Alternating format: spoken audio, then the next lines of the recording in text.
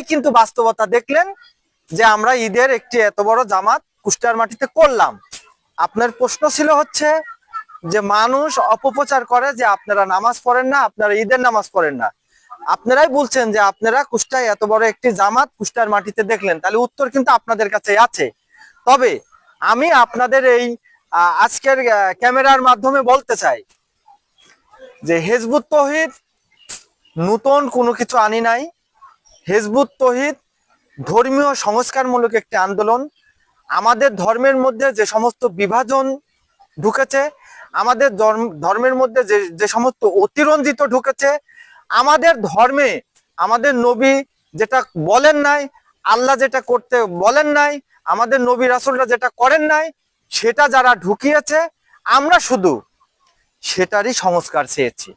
আমরা চাই প্রত্যেকটি মানুষ যেন শান্তিপূর্ণ একটা সমাজ পায়, যেহেতু ইসলামের আক্ষরে কত শান্তি। আজকে আমাদের সমাজে কোথাও শান্তি নাই। আচ্ছা, আপনারা দেখলেন আমাদের সাথে অনেক মেয়েরা, প্রায় শত শত মেয়েরা কিন্তু জামাত করছে। মেয়েদের কিন্তু অধিকার ছিল না ধর্মে, এদেরকে বাক্সবন্দী করা হয়েছিল, এদেরকে হাজারো রকম ফতোয়া দিয়ে আবদ্ধ করা হয়েছিল। হিজবুত তৌহিদ কিন্তু সেই বেড়াজাল থেকে মেয়েদেরকে বের করছে। হিজবুত তৌহিদ শালীনভাবে, শালীনতার সহিত ধর্মের প্রত্যেকটি কাজে অংশগ্রহণ করতে পারে। যেই মেয়েরা আল্লাহ রাসূলের সাথে থেকে যুদ্ধ করে সমাজ থেকে সমস্ত ন্যায় অন্যায় মানদণ্ড ঠিক রেখে অন্যায়কে পরাজিত করে ন্যায়ের মৃত্যু প্রতিষ্ঠা করছেন, সেই মেয়েরা সমাজের সব রকম কাজে অংশগ্রহণ করবে সাহসিকতার সহিত। এটাই বাস্তবতা, সেটা আমরা হিজবুত তৌহিদ ইনশাআল্লাহ করে দেখাবো।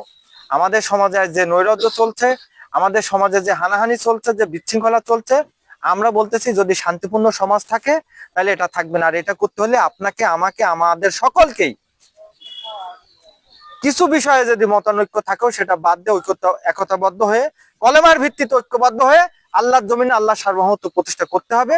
এই প্রতিষ্ঠা করার মাধ্যমে আল্লাহ সার্বভৌমত্বের মাধ্যমেই সমাজে শান্তি সম্ভব, এভাবে কোনোভাবে শান্তি সম্ভব না। আমি বলবো যে সবাই না, যেই সমস্ত লোকগুলো আমাদের ব্যাপারে এরকম মন্তব্য করেন যে আমরা ঈদের নামাজ পড়ি না, আমরা অন্যান্য নামাজ পড়ি না, আমরা বিভিন্ন নামাজ কার্যক্রম অংশগ্রহণ করি না, আমি তাদেরকে বলবো যে ভাই, আজকের এই পবিত্র ঈদের দিনে, এই ঈদ উল ফিতরে আমি সকলকে ঈদ মোবারক জানাই।